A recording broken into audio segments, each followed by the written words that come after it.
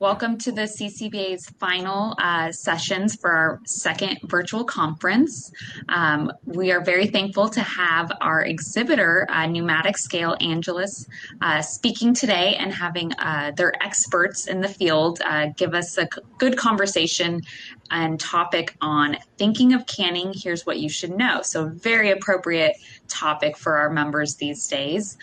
So we're very thankful to have the speakers here for us this afternoon. I'm going to go ahead and give it to them, and they're going to introduce themselves. If you have any questions during the presentation, you can enter them into the chat box here, and they'll be answering them throughout the session or at the end of session if there's time, as time allows. So with that, I'm going to give it up to our speakers. Thank you so much. Hello, everyone. This is Pneumatic Scale Angelus coming to you from our beautiful cabin here on our property. Happy to join you today with the California Craft Brewers Association on their virtual spring conference. Hope everyone's staying safe and getting excited about opening back up and getting business going. Today we're going to have a little discussion, just the four of us here, to talk about what people should be considering about if they're getting interested in canning, or if they maybe started and some other details that they should be thinking about. So I'll start off with the introductions. Myself, I'm Mike Davis. I'm the product line leader for Pneumatic Scale Angelus on can filling, and I'll turn it over to my colleagues here. Hi, everybody. My name is Kyle Kelleher. I cover the East Coast here at PSA for Craft Beverages, as well as Quebec. I'm Connor. I cover the central U.S. and Canada. Hi, Mark Saylor. I cover the West Coast. For me, that means Hawaii, Alaska, California. You go to Arizona, and pretty much just straight up. So if I haven't met you before yet, fellow Californians, pleasure to meet you.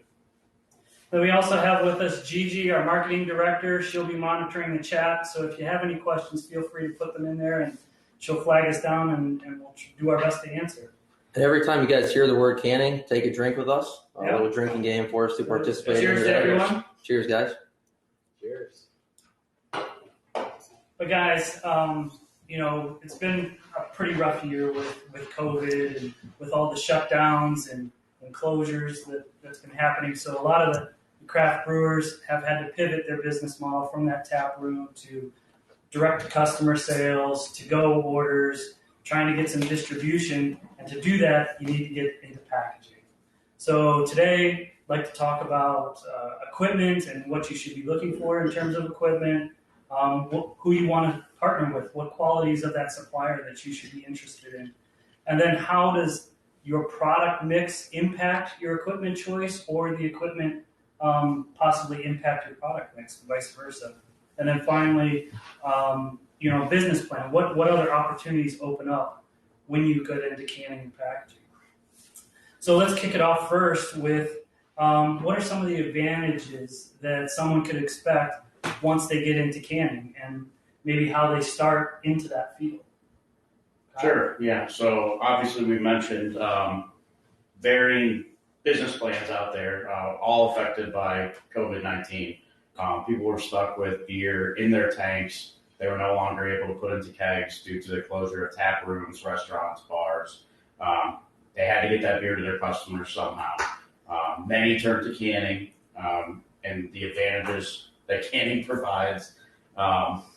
Many did home delivery, possibly went through distribution. But it's a great way. I mean, some who maybe were never considered canning, maybe they had to put their beer in cans to get it to their customers, and someone might be walking through the grocery store that isn't familiar with your brewery or has never been in your tap room. Now they might see your cans and take a chance. Right. Yeah, I mean, people may drive by your brewery, have always thought about stopping in, and for the past year they couldn't. So how else are they going to get your product? Yeah, the cans themselves are almost a little form of marketing. It's kind of like a little advertisement out there for you, be it if it's in a retail or, someone's drinking one at a friend's house and they, you just kind of see it, you recognize it. It's just a good opportunity to kind of grow your reach, who you're going to find, who will find your beer, maybe a new customer that can meet you. Like you said, might have heard you before, but, you can't always find, you don't usually advertise like, draft handles, like where they're at, the cans, you can kind of be a little more prevalent out there in terms of kind of growing your reach. Yeah, Connor, you've seen some things as well, right? Yeah, absolutely. So like Mark said, I mean, canning is a form of marketing itself. Your brand, how you present it to the customer, how it stands out on the shelves, opening up that distribution channel really gives you autonomy over your brand. Mm-hmm. Yeah, and normally someone would probably start off with some mobile canning, right? So what are some of the things maybe that you could pick up from that process? What should you be looking for? Things like that. Sure. Mobile canning is, something we encourage. It's a great way to start, to begin packaging your beer and getting it out to the customers.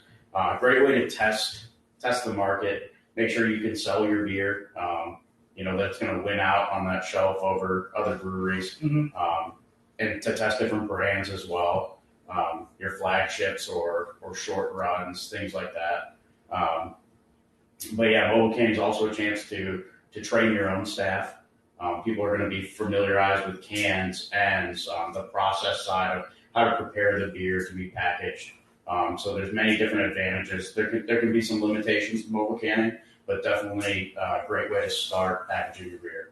Yeah, kind of continuing on that, you touched on the process side, Kyle, and it's a big thing to learn too. How to prepare your beer, to put it into cans, put it into packages.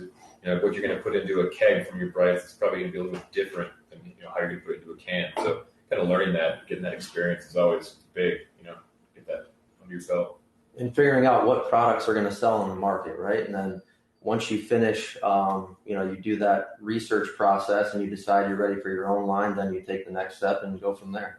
Right. Yeah. I mean, get those the mobile canning, take advantage of that. Find out who likes what types of beers, maybe where it distributes best, and then you start to explode. Your business is starting to grow, and then you're starting to look at, okay, maybe I should invest in my own canning line.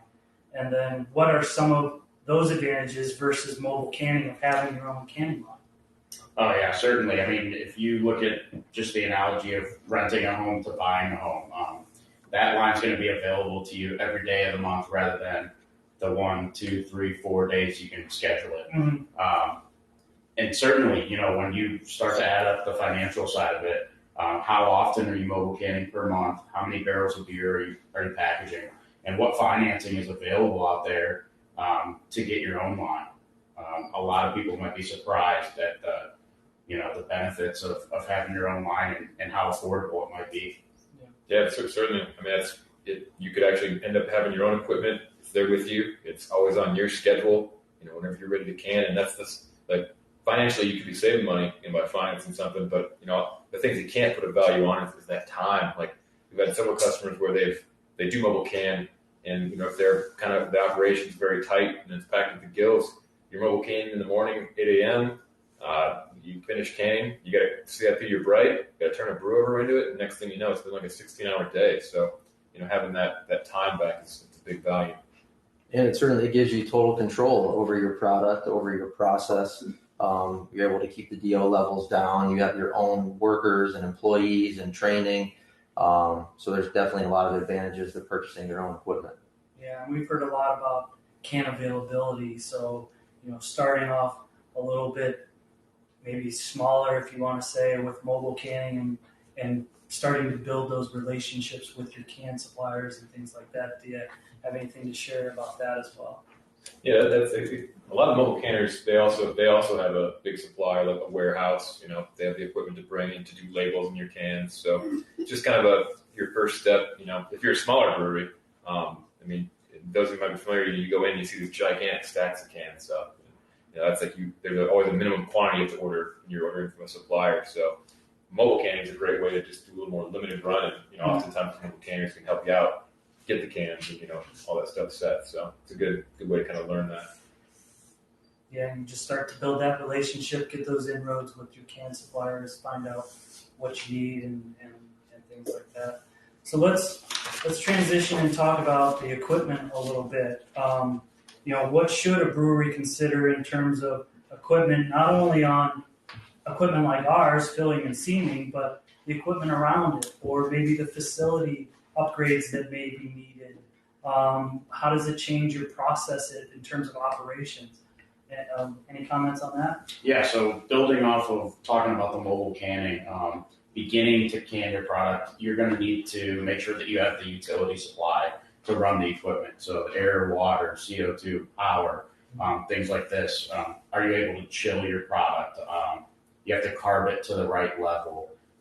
All of these things got to be considered mobile canning, but they're also going to be essential when you order your own line to make sure that that machine is going to be as successful as possible.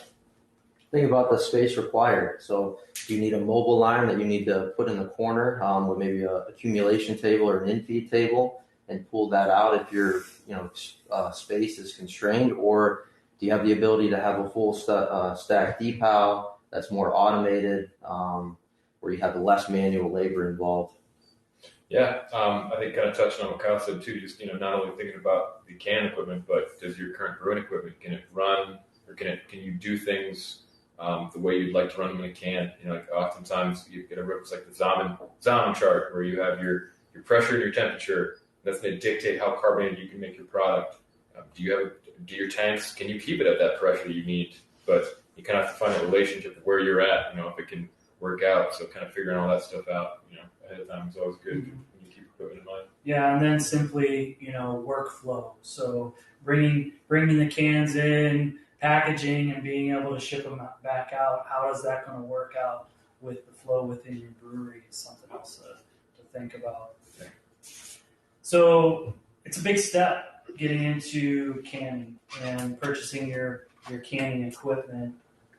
So there's things you need to look for in a piece of equipment to make sure you're getting good quality and something that can work with what you have. But then, because it's such an investment, you need to be able to look at it as a partnership with your supplier. So what are some of the qualities in the equipment and the supplier that people should be looking for? Definitely, you have to, depending on your business model, you have to have your product mix in mind when you begin starting to look at equipment. How many different types of products are you going to run? Beers, ciders, seltzers, kombuchas, different can formats. You might want to put those different products in. Different carb levels that those are going to have to be filled at, different temperatures that those are going to have to be filled at. So you definitely want a partner who has experience in canning, expertise, and then support is obviously huge. Service technicians, parts in stock, engineering resources. Are they going to pick up the phone?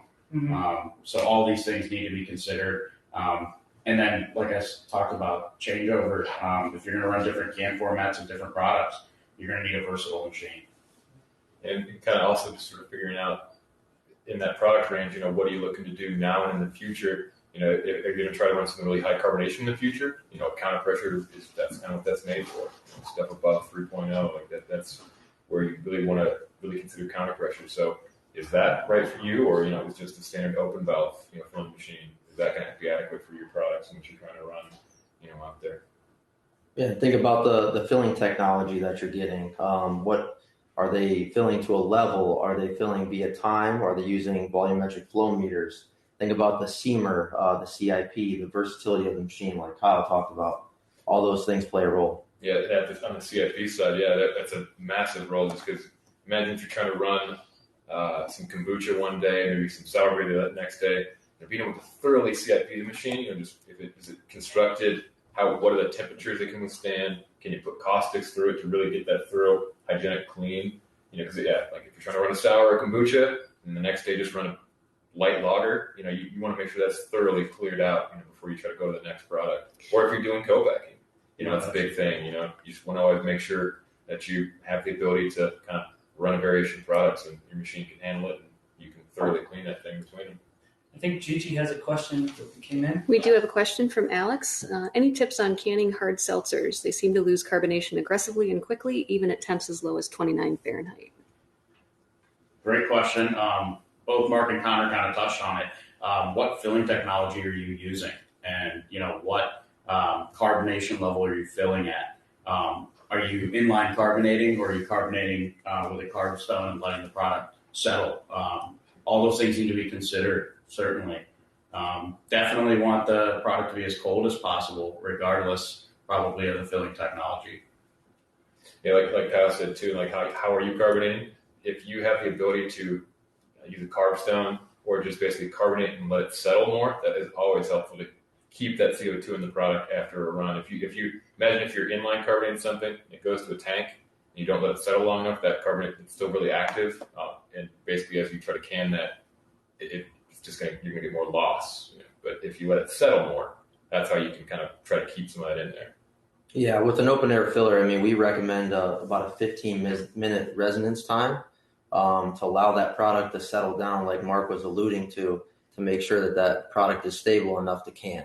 Counter pressure gives you a little more flexibility. We're not sure what machine you're working with, but you can get that carbonation level up and have a little more success with the inline carboning side with the counter pressure filler.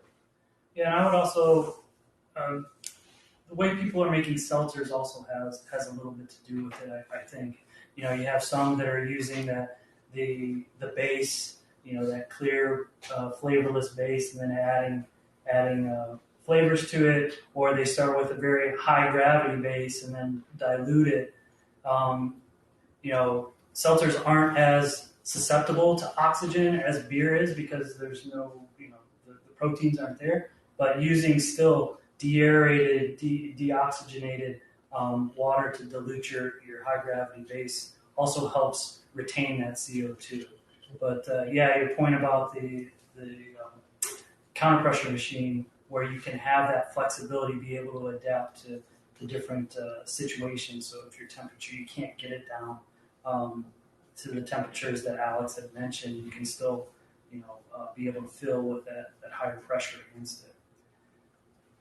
So, Dan Coppin of Heavy Seas, famously told to us, and he probably tells it to everybody else that he talks to, that you start with the packaging line first when you're considering, a brewery, and that's because it protects your brand, right?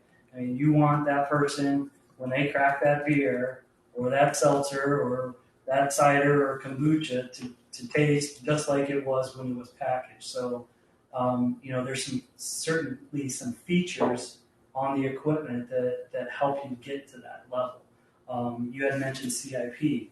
I was talking to a brewer just the other day, and because craft is typically not pasteurized, you need to make sure that you have a clean machine, a clean product going in to prevent spoilage or off flavors and things like that. So being able to CIP and keep it clean is pretty critical. But then there's some other things like Connor, you brought up seaming and different filling technologies. So what would you guys advise somebody to look out for in those respects? Yeah, it kind of, I think it boils down to like what kind of operation you're going to run.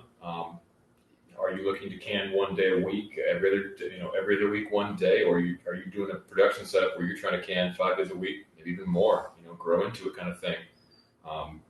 The more you're trying to can, the more critical having a robust seaming operation is something like mechanical seaming.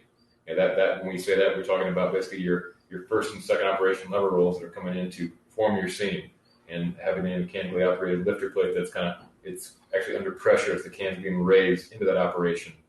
When it's done mechanically with the can, that's all controlled very precisely, and it's as the can revolves, you're doing the exact same thing every time. So, millions of cans later, you're doing the same thing. It's not there's no adjustment to that process. So, that seam, getting that done every time correctly, that's how you get that experience. You crack that fresh can for your customer. Because imagine if you had sent out a case full, pallet full of leakers or something like that. That gets to the customer in the end. They crack that thing. It's a spoiled product, and maybe it's the first time they bought your beer. I mean, it's probably a bad sign for them. Maybe that could lose out for you. Future opportunities for them to visit your tap room or to buy more of your beer later. So that having a critical or having a consistent quality seam is that's critical to preserving all that hard work you did in brewing, making that product. Think about the expertise of the company. How long have they been around? Do they specialize in one area? Are they more of a one-stop shop? You can get a bunch of different pieces of equipment from them, or are they somebody who's an expert in the field, maybe with high-speed expertise that scaled it down to the craft level? Just figure out what you're looking for from an equipment standpoint.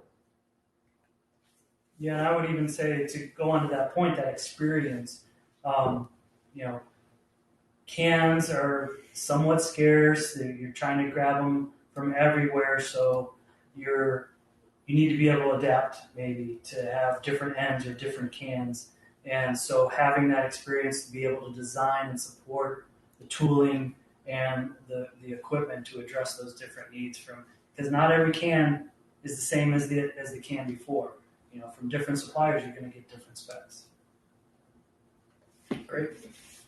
In terms of product mix, what should people consider when they're thinking about canning? You know, Kyle, you brought up changeover. You know, the product mixes, you know, can be related to the can and end size. Product mix can be the actual fluid in the can. You know, talk about changeover a little bit. I'm sure that's on a lot of people's minds. Sure, changeover is huge, especially with you know, the variants we're seeing in different kinds of craft beverages being made now. There's breweries making not only beer but cider, seltzer, kombuchas, RTDs. There's all different kinds of craft beverages being filled on these lines now. So whether you're making those yourself or co-packing for someone else, trying to pay off, you know, the equipment that you bought, you have to have that full range of scope in your mind when you're selecting the equipment.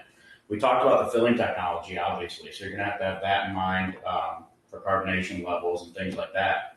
But changeover is going to be huge. So many people are running your standard 211 diameter can bodies, but they want to change over to sleeks perhaps. So with our equipment specifically, you're going to have to change out guides.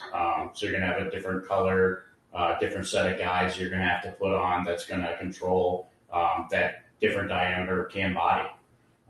Now, if you have to run a second end for some reason, that's a whole other story. More cost, more changeover involved. But we try to make those things as quick change as possible. So if you're just changing over a can body, that's, and depending on your speed of the machine, if we're talking 50 can per minute or less entry-level machine, that's going to take one person. Something like 30 minutes. We try to make that as short a time as possible. But with our larger lines, it's going to take multiple technicians, and it could take up to several hours. And when you say that, that's like, we're talking high speed. We're talking hundreds of cans per minute. You know, that sort of thing, where you have the large rotary filler and seamer. Mm-hmm. Yeah. Okay. Now, say I'm just changing over height, so I'm going from a 12 ounce to a 16 ounce or a 19.2 style can. You know, do I need 5 guys to help lift up the machine and crank it down, or is it something pretty easy? We try to make that nice and simple for you on the inline machines. So you're going to adjust the height of the filler just by removing spacers. Okay. Our gassing tunnel and lid feed mechanism is tied together in one assembly, so you're just going to raise that assembly up. And then the can seamer is on a hand wheel. You're going to set the height of that with plugs that we provide in our toolkit with the machine. So you're going to set your pin height for those other cans on the plugs, put those in the seamer, raise the lifter, set your pin height with the hand wheel. And that's you know, as simple as we can make that. If you have to change over an end, there's more work involved. We try to make that as easy as possible as well. So typically, if you're changing your end, you have to change your tooling, you have to switch your rolls out, and reset your seams. Unless you have a really experienced seamer technician, which that's not realistic for most craft breweries. We made it simple. You just remove the whole seaming lever with the roll on it, put a new seaming lever on with the other rolls installed for the other can end, and everything's preset, and you keep your settings. So we try to make that as simple as possible, so you don't have to have 2 seamers or anything like that. Yeah. So what you're saying, if I could sum it up, is look for a piece of equipment that's flexible for what you have, what you plan on doing, and maybe some future flexibility for other things that come down the line. Absolutely. So what kind of opportunities open up now that we have a canning line in our brewery? What other business models or advantages could we take advantage of, right? To do that. Kyle touched on it earlier. You know, it's one of those things that's where kind of maybe co-packing comes into mind. where, at that point, you have the equipment, why not run it? If it's not running, it's not making money. So find the opportunity. Maybe it's just brewing beer. Maybe it is someone looking to start like a kombucha brand, and just be able to utilize that equipment and run it, whether it's with the parts you have right now, or you can get something from your supplier to run that can size and product and format. Whether you like you said, whether you keep that in mind right away or you add that later, just make sure that it is capable of doing that down the road. And kind of on the other business channels and some formats and whatnot, it's always cool to see how brewers kind of think of new ideas. Once things shut down, it was amazing how quickly everybody got on the delivery to go pick up. And I think that's always one of the cool things, seeing guys, especially like social media. I always like it when you see you can have like a schedule where someone's like every Wednesday they're going to post guess what's coming this week. It's a picture of a new can design, and it's like a new IPA in their series or whatever. And then it's releasing Friday at the tap room opens, and then you show up Friday at like 11 a.m. and there's a line. People are waiting to get their their 6-pack or 4-pack of that. So it's kind of cool to see how that sort of ingenuity comes about. Yeah, those craft brewers are a tenacious bunch, aren't they? They really like to do things like that. Connor, do you have anything? I mean, the e-commerce market is exploding, right, during COVID. I mean, this is another avenue for craft brewers to reach their customers. It's new, it's innovative, it's different. It's something that they've never done before, but it's just another great way for them to reach people and get their beer in the customer's hands. Kyle, you've had some customers do some interesting things with charities, local sports teams, things like that? Yeah. Getting out in the community and we're talking about doing short runs and maybe collaborations with a brewery that doesn't have a canning line. So you're able to market in that way, or charity beers, like you said, or working with the local professional sports team even. So all these different kinds of things and, are advantages of having your own line in-house. Yeah, and so you can really expect things to grow. It's a growth opportunity. So in that respect, do you purchase a canning line of what you're expecting right now? Do you over compensate and try to go much larger? What are some of the advantages and disadvantages to timing your growth expectations with your supplier and their capabilities and your machine capabilities? Yeah. First one, I'd say just think about what is your goal? Like, are you looking to there's many brewers who can that they only sell at the tap room, or are you actually looking to get the distribution? If you have the distribution route, trying to get in the retail stores, it's very common with distributors. If you've got a product that's selling well for them, they're going to ask you for more of it. Can you keep up with that? Can you add a shift on your line to do that, to can that more? Do you have the brewing equipment to keep up with that kind of thing? Just making sure you're keeping that all in mind, or are you comfortable with doing just the limited runs, weekly release? There's nothing wrong with that. So kind of figuring that all out. And, I'd say on that same note, kind of touched on earlier, how much space does your brewery allow, for the different speeds and, how automated things can be. We've got people that do anything from a rotary disc infeed table where you have 2 people manually putting cans on there that go to the filler seamer, and then you just pack them out by hand. Or you could have a full-size automated deep-out, maybe two or three people running the line and just, or the pack out downstream. Do you want to have someone by hand putting cans in cases, putting pack decks on, or do you want to get a machine that puts all that on for you, makes cartons for you? It's kind of a lot could seem like a lot to keep in mind at first, but just kind of keep your goals of what your long-term plan is, in mind for when you select something. Yeah, and then you also have to keep in mind the storage. So you have storing the empty cans and then the cold storage of the filled cans. So. And if we go back to the suppliers even, are you choosing a supplier that is able to grow as you want to grow? Do they have a higher speed machine than what you currently have? Do you want, we have customers who want second 50 can per minute lines, or they want to trade up to a 100 can per minute line. Is that technology transferable? So all these things, they may seem long-term, but things to consider when choosing an equipment supplier. A lot of good comments there. Yeah, just think about your business plan. Are you a microbrewery who's looking to grow someday into a regional brewery? Are you content with a 50 can per minute line for the next 10 years? I think it's really just contingent on your business plan and where you want to go. Okay. So we have some time left for some Q&A. Gigi, do you have anything that came in? So you've mentioned, what it takes kind of to do some changeover with the machine, but a lot of us brewers are here. We've kind of gone through tightening our belts during COVID. We're running with a skeleton crew a lot of times. What happens if we get our own canning line? How many people can we expect to need to have to run the line? Yeah, that kind of goes back to what we were just talking about, almost the just figuring out your business plan. Do you want to keep it small?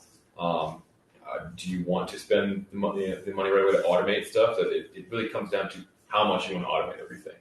In general, for like a filler seamer, you should probably have one person, that's devoted to that most of the time. That person can flip over to the other aspects of the canning line, but it can be very manual. Like I mentioned, the rotary empty table. It's going to take two people easily to feed that. Then one person's going to run your steamer, and then downstream, you're definitely going to need people to pack out. We've seen people that run 100 cans per minute lines with hand pack out downstream, and you're probably using 3 to 4 people to do that. Because 100 cans a minute. Those cans keep coming. You're going to fill up an accumulation table pretty quickly. So, just kind of sort of keeping that all in mind in terms of your business plan. Because that's personnel. It could be dedicated packaging techs, or you can't exactly take all your breweries and have them run the packaging line for you. And still keep growing. So it's just considering all that. Yeah, I would say that would also come back to some of the things you could learn through mobile canning is, how many people am I going to need when I start this mobile canning? But you bring up a good point about automation. Automation can make your life a lot simpler, a lot easier, but there is some trepidation, I guess, with that. So having that capability, again, taking it back to the supplier side, are they able to remotely access the machine? Or do they have, Kyle, I think you brought it up, do they have regional support that can come and help you out if you have some questions?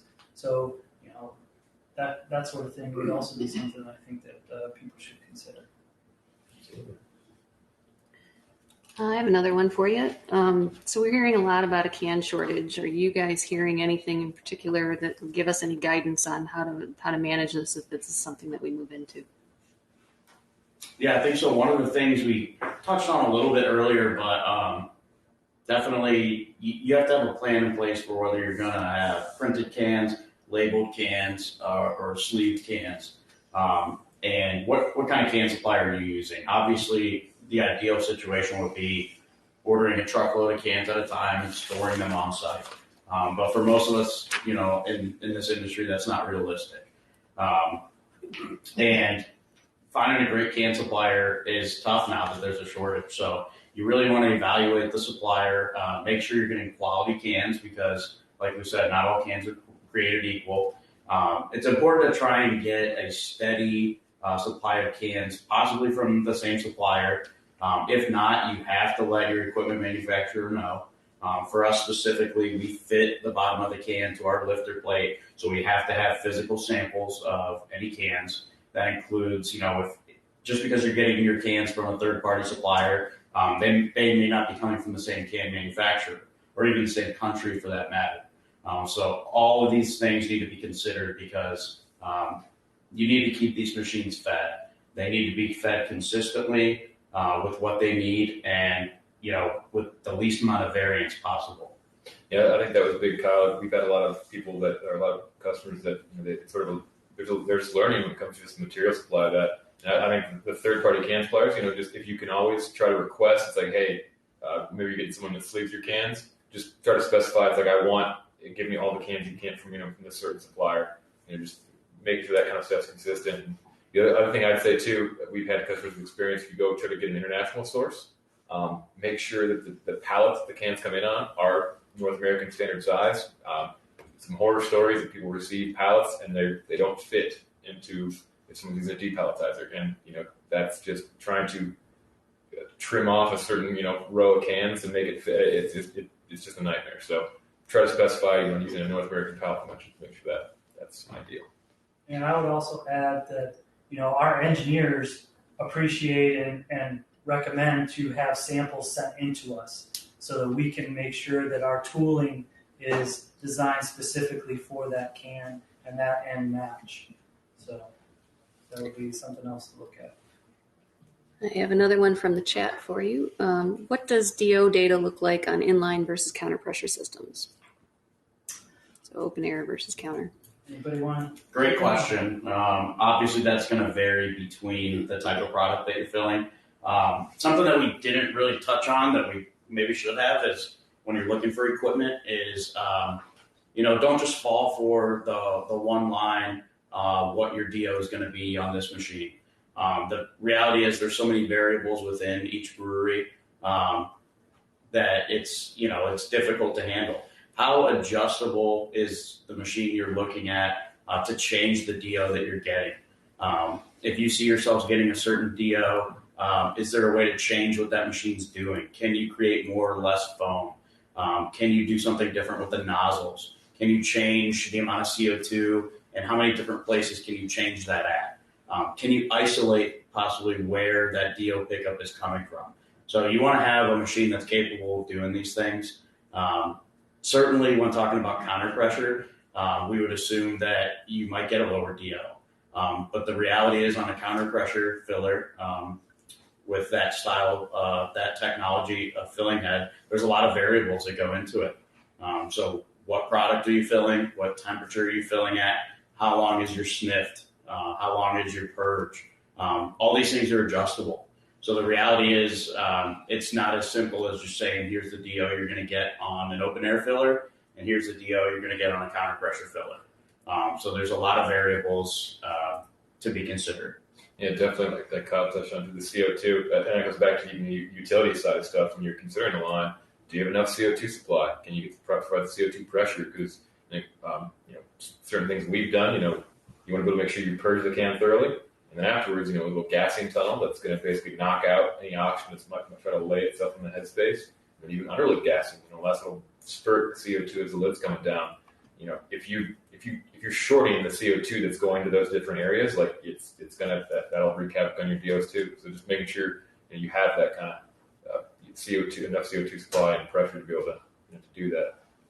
And lock in on the process side. So DOs grow exponentially in the can if they're high at the manifold, right? So you want to keep that DO level as low as physically possible when it reaches the filler manifold. That way it doesn't grow exponentially once it goes into the can. Yeah, we talked about flexibility before, but it has an effect on dissolved oxygen, right? When you're doing open air atmospheric filling, your control is temperature and pressure to be able to control your FOB. But with the counter pressure machine, you have, like you mentioned, control of the sniff time, the pressure that you're purging and filling against. How many times you purge the can, how many times you sniff the can, so that you can control that foam on beer, so that you can really limit the amount of dissolved oxygen pickup as it goes through. And even speed, depending on the results you want to achieve and the adjustments you need to make with the machine. Maybe you have to sacrifice some speed with a certain product to get the results you want. So it's not always cut and dry on where you can cut DOs. Yeah, and I would even say also, we could go on forever. But, the overall fundamental design of the machine, you want to get the lid on as soon as possible. The longer it waits to get the lid on and seamed, that's more opportunity for oxygen to get in. And it varies too from can size, 12 and 16 ounce, 19 twos. All of that plays a role as well. And then we can go back to accuracy, Yep. right? Headspace. Yep. Headspace. So you want that accuracy, you want that fill level all the ways to be the same. So your fill volume, your volumetric filling, being able to control that within a milliliter is critical. Yeah, because if you visualize, if you have like one can that's for some reason filled a lot lower than the other ones, your headspace in the can can be a lot more open, and that's just all room for oxygen to settle in. So and that's, having that consistent fill is that's why our engineers have standardized on flow meter filling, because it's the most accurate out there. Okay, I have another one for you. A lot of the cans that we're seeing coming in now seem a lot thinner than they used to be. Yeah, everybody's pinching. What recommendations do you have on how to get the most out of those cans since there's such a Lightweight shortage? cans, our favorite subject, right? Yeah. Great question. Anybody want to take it? I'll start it. I know you got a good one, Kyle, but I'll try to We elaborate. throw it here. back and forth. Basically, like, so you want to make sure that with the lighter a can gets, as it's getting seamed, you're actually exerting force with the lift plate going up, right? Because basically, like that, you need, if you're forming acrylic metal over each other, the lid in the end, basically, or I mean, the lid in the can body, you imagine you're pushing the can upwards as you do that. So if the can gets lighter, if you're just trying to jam that up there without with just kind of like a pneumatic lifter plate, it doesn't allow that metal to form. It's doing it too fast, and that's where you can get all kinds of either improper seams, or you might even dent the can. It's just too much pressure on it. That's where like a lower lifter plate that's running a can that connects. It's a nice gradual lift. It's a very controlled force. It's going up. It's not just an on or off. It's a nice smooth raise, and being able to adjust that with the spring pressure that you can. If you for some reason you're getting that problem cans, you can dial it back a little bit and lighten that, so you're not pushing this hard. Does that sound about right? Oh yeah, you got it. I mean, there's when you're seaming the can, that can's actually getting smaller as you're rising. Yep. So you don't want that operation to be a jamming. You want it to be a steady, controlled operation. The spring pressure, like you said, there's can variance. That's the reality. There's a variance of the size, that a can should be to be within spec. You have to account for that variance when you're seaming, and that's what the spring pressure allows you to do with the deflection. And again, on the material supply side, pick the right can supplier. It's huge. I mean, if you have any can damage when the pallet comes in, remove all the damaged cans. All that's going to do is crash in your seamer and slow down your production run and stop the rest of the equipment in the line. So, check the materials beforehand. Don't put any damaged materials into the canning line. Yeah, that's big. There's no machine that's going to fix a dented can. Like because you imagine you need that rigid can body to be able to exert all those forces to form that seam. If you got a dent in the bottom of that thing, you're trying to push everything together, it's just going to crumple on itself. That can often happen with you get a can supplier that maybe they're overwrapping pallets, with shrink wrap. Just make sure you try to emphasize how you want your pallets delivered, that kind of thing. So understanding how you want your material presented to you, and even if in transport things can happen, but if you see a dented can on the corner, just try to pull it out, before it gets through your machine. Yeah, and what we've learned in our hundreds of years of can seaming is that control lifter plate, being able to adjust that spring pressure and maintain that compression in a consistent way. I mean, it's the same thing we're doing on, our AV InBev machines that are running 2,000 cans a minute. So. Right. Yeah, again, it goes back to the utilization of the seaming cams. Those are designed so that the rolls come in at the correct rate, at the correct amount of turns, right. To be repeatable.